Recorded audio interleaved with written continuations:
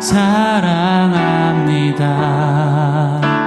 온 마음 다하여 오직 주님 한 분만 간절히 더 원합니다.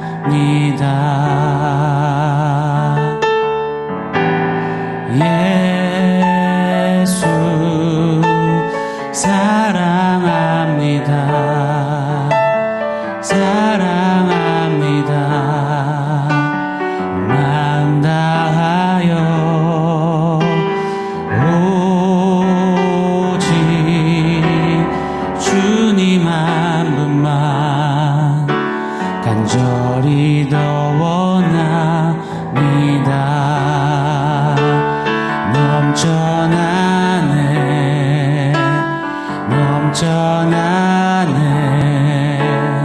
주를 향한 내 속에 갈망이 주님께로 날 이끌어 주소서. 주님을 더 원합니다. 넘쳐나네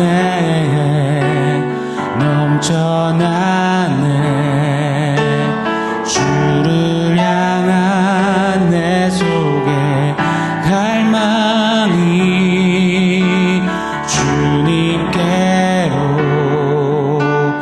날 이끌어 주소서. 주님을 더 원합니다.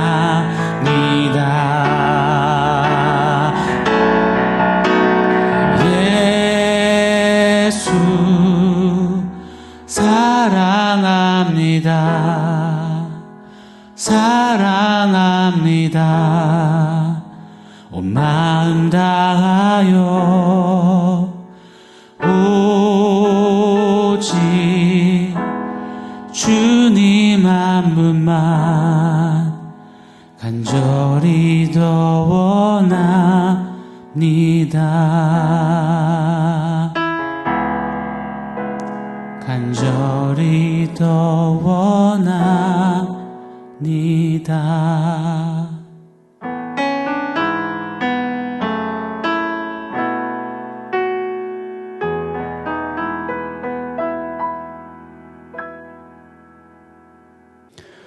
샬롬. 오늘 우리에게 주신 하나님 말씀입니다. 베드로전서 4장 1절로 3절 말씀 같이 봉독하겠습니다. 그리스도께서 이미 육체의 고난을 받으셨으니 너희도 같은 마음으로 갑옷을 삼으라. 이는 육체의 고난을 받은 자는 죄를 그쳤음이니 그 후로는 다시 사람의 정욕을 따르지 않고 하나님의 뜻을 따라 육체의 남은 때를 살게 하려 함이라. 너희가 음란과 정욕과 술취함과 방탕과 향락과 무법한 우상 숭배를 하여 이방인의 뜻을 따라 행한 것은 지나간 때로 족하도다. 아멘. 노아처럼 내 삶은 메시지, 그리 행진하는 우리입니다. 이 메시지에는 특별히 이 세례의 의미가 담겨져야 된다라고 도전하셨습니다. 세례란 어떤 행사, 어떤 우리가 교회에서 갖는 어떤 표식이기 이전에 예수와 함께 죽고 예수와 함께 사는 그리스도와의 연합임을 말씀해 주셨습니다. 이제는 내가 사는 것 아니요 내 안에 그리스도 예수께서 사십니다. 이전에는 죄된 내 자아가 내가 주체였지만 이제 내 삶의 주어는 그리스도 예수십니다. 예수를 따라 예수처럼 고람되어 선한 양심을 간구하며 그렇게 하나님 앞에 살겠습니다. 이렇게 사는 삶이 우리 안에 먼저 새겨지고 실천될 때 우리의 삶은 정말 이 시대 옥에 갇혀 죽어가는 영혼들에게 강력하고도 분명하고도 선명한 성령님의 메시지 선포가 된다라고 우리에게 재차 강조하셨습니다. 베드로전서 4장은 계속해서 이 부분을 우리에게 또다시 강조합니다. 아주 귀에 닳도록 말입니다. 사실 베드로는요, 예수님의 수제자로서 가장 예수님 근처에서 듣고 보고 경험하고 체험하고 누렸던 사람입니다. 그런데 예수님께서 정작 십자가의 고난을 말씀하셨을 때 베드로는 성을 냈습니다. 예수님께 항변했다고 하죠. 이는 예수님을 꾸짖었다라는 표현입니다. 예수님 약해 빠진 소리 하지 마세요. 십자가라니요. 죽는다니요. 말도 안 됩니다. 강하고 담대하게 가지십시오. 거사를 치르셔야죠. 예수님과 함께 있고 보고 배웠고 들었음에도 불구하고 몰랐습니다. 그래서 예수님이 십자가 고난 당하셨을 때 그 고난 앞에 주랭랑을 쳤던, 부인하고 저주하고 맹세했던 그런 처참한 실패를 경험했습니다. 그러나 부활하신 주님, 그리고 성령의 충만함을 입은 베드로는 이제 그리스도의 이 십자가의 고난, 이 순환의 비밀을 압니다. 깨닫습니다. 누립니다. 예수와 함께 죽고 예수와 함께 사는 그 신비, 십자가의 비밀, 복음의 진정한 의미를 깨닫습니다. 그리고 고난을 뚫어내며 예수와 함께 나아갑니다. 그래서 베드로는 지금 디아스포라들에게, 오늘날 우리에게 도전하는 겁니다. 고난 중에서 이 사실을 놓치지 마. 십자가 예수 그리스도의 이 고난, 이 십자가의 비밀, 복음의 신비를 잊지 마. 예수와 함께 사는 거야. 이제 죄에 대해서 죽은 거야.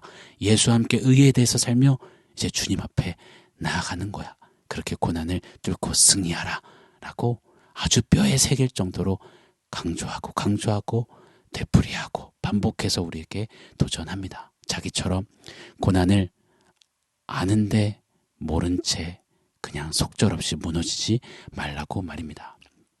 오늘 1절 말씀에 너희도 같은 마음으로 갑옷을 삼으라 라고 말씀합니다. 이 말은 무엇이냐? 그리스도와 같은 마음을 품는 것, 그것이 우리의 갑옷이다라고 말씀하는 겁니다.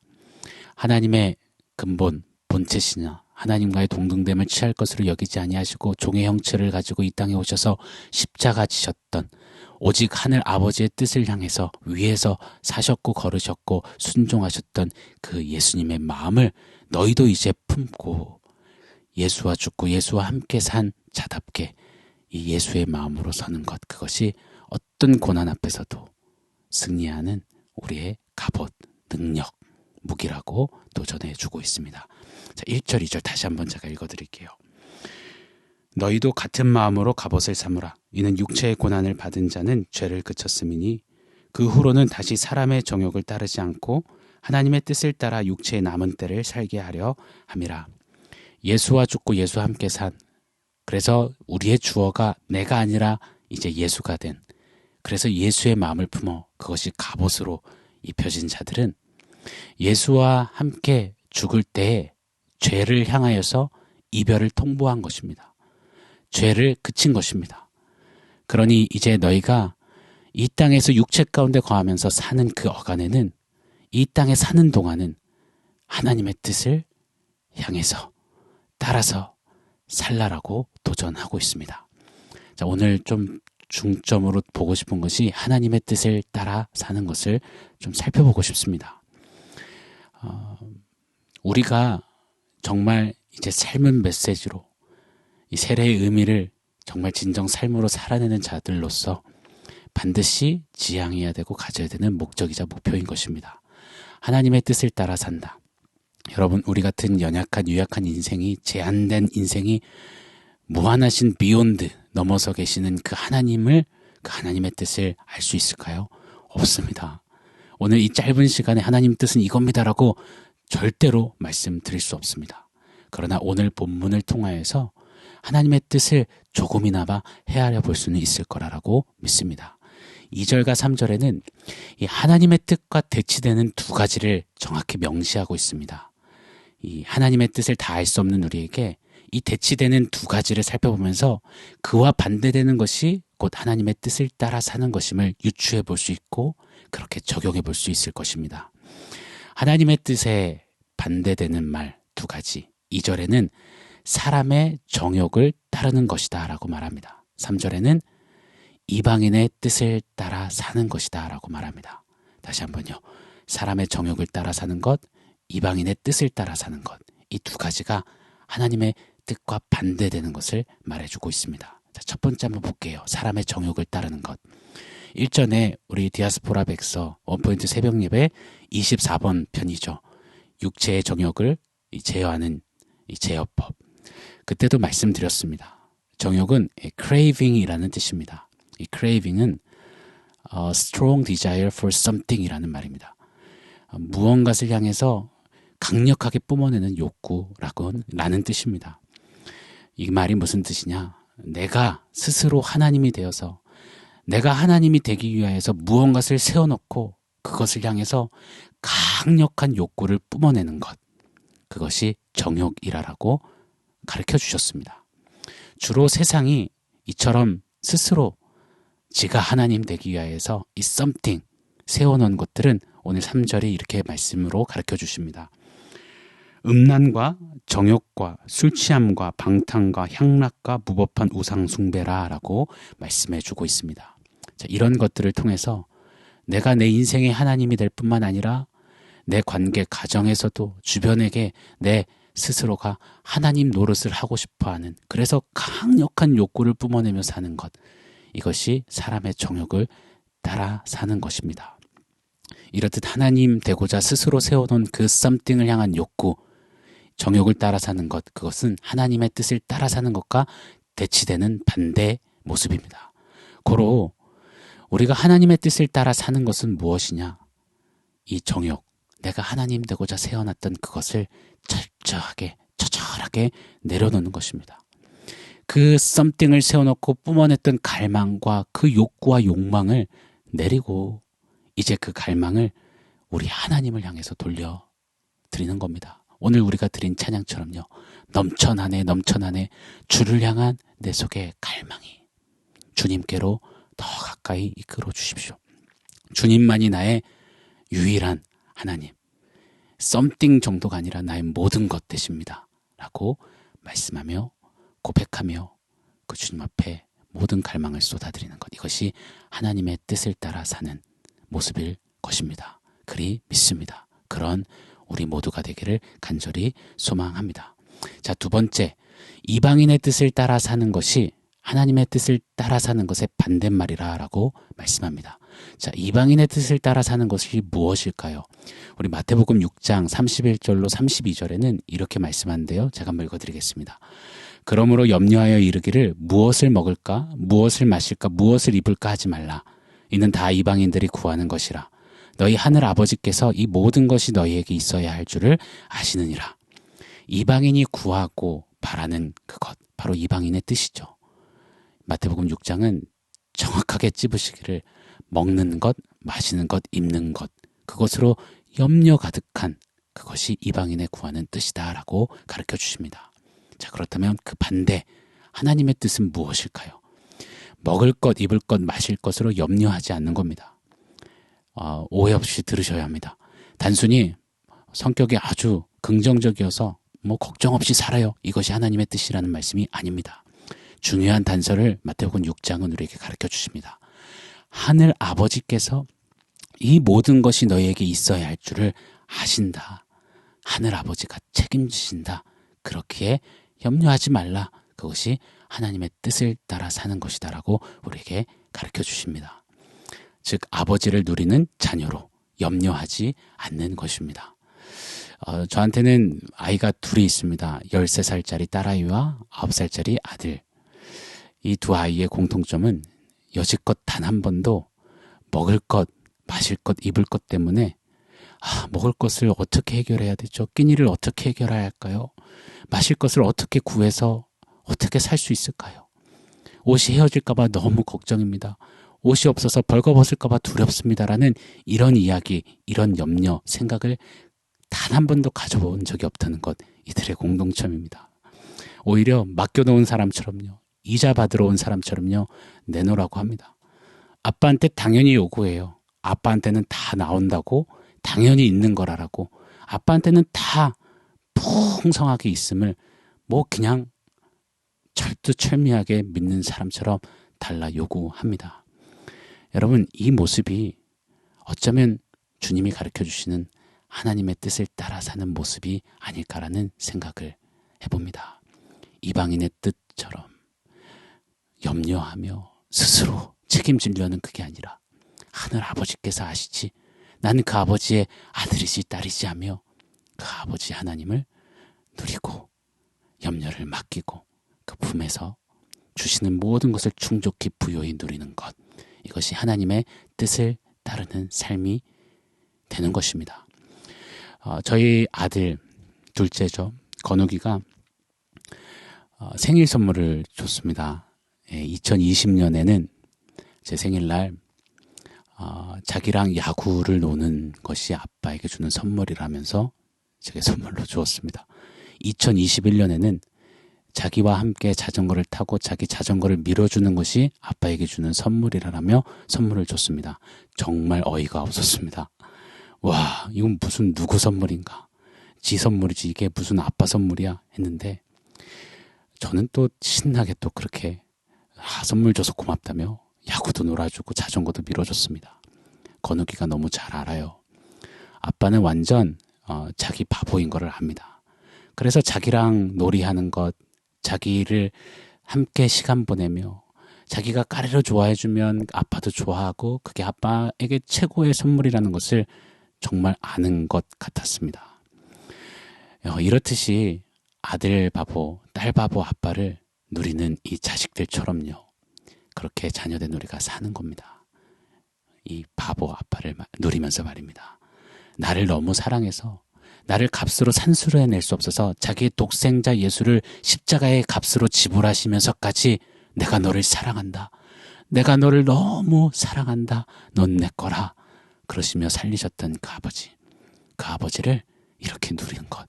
이것이 이방인의 뜻이 아니라 하나님의 뜻을 따라 사는 것이라고 오늘 가르쳐 주신다라고 저는 믿습니다. 그래서요. 이 아버지, 이 하늘 아버지를 누리는 자들은 하나님의 뜻에 따라 사는 자들은 이 내가 하나님 되려고 무언가를 세워놓을 필요가 없습니다. 내가 하나님 되려 할수록 더 힘들고 괴롭고 고단한 것임을 알기 때문입니다.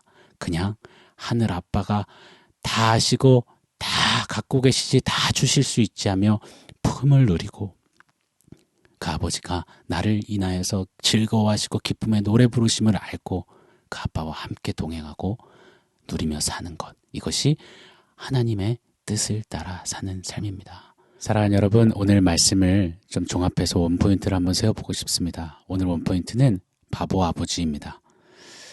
저는 어렸을 적부터 제 아버지를 향해서 아버지라고 많이 불렀습니다. 전화번호도 그렇게 기록을 저장을 해놨습니다. 저 나름의 아버지를 향한 친근한 표현입니다. 이것이 이어져서 우리 아버지 하나님께 기도할 때도 아버지 아버지 하며 부르짖게 됩니다. 예수와 함께 죽고 예수와 함께 산다. 그 삶의 메시지로 살아라. 이 강조하시는 것은 하나님을 위한 것이기 이전에 바로 저와 여러분 자녀된 우리를 위한 것입니다. 정욕을 따르지 말고 이방인의 뜻을 따르지 말고 하늘 아버지 하나님의 뜻을 따르라. 너밖에 모르는 너면 족하고 만족하고 너면 충분한 네 아버지의 뜻을 따르라. 사랑하는 여러분, 오늘 한 날 사시면서요. 우리 아들 바보 아버지, 우리 딸 바보 아버지, 우리 아버지를 누리고 또 새기고 그 아버지로 충만한 오늘 한 날의 걸음 힘차게 걸으시는 또 계속되는 믿음에 행진하시는 하나님의 뜻을 따라 사는 여러분 되시기를, 우리가 되기를 예수 이름으로 간절히 축원합니다. 아멘. 사랑하는 성도 여러분, 오늘 말씀과 원포인트 기억하면서 우리 함께 기도하겠습니다. 하나님의 뜻을 따라 살겠습니다. 내가 하나님 되려고 세워놨던 그것들을 내리고 하나님 오직 주님을 향한 넘쳐나는 갈망을 오늘 한 날도 하나님 앞에 품고 살아내겠습니다. 하늘 아버지 그 품을 누리며 그 아버지 안에서 그 아버지의 풍성함을 내 능력 삼아 사는 그런 나의 한 날 되게 하여 주시옵소서. 우리 그렇게 결단하며 우리 감사기도 한번 올려드렸으면 좋겠습니다. 기도하겠습니다.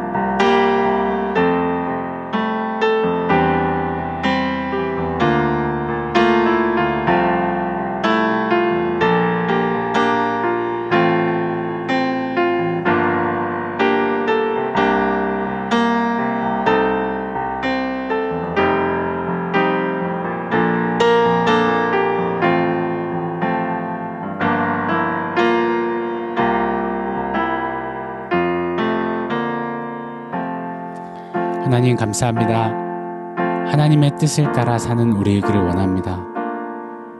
자녀된 우리를 위하여서 우리라고 하면 정말 당신의 모든 것을 아낌없이 내어 쏟으셨던 그 아버지, 우리 모든 것을 채우시고 우리의 진정한 부유함과 능력이 되시는 그 아버지, 그 아버지를 누리며 아버지의 뜻을 따라 사는 우리의 한날, 그리고 계속되는 믿음 여정길 되도록 우리 하나님 다스려 주시고 축복하여 주시옵소서.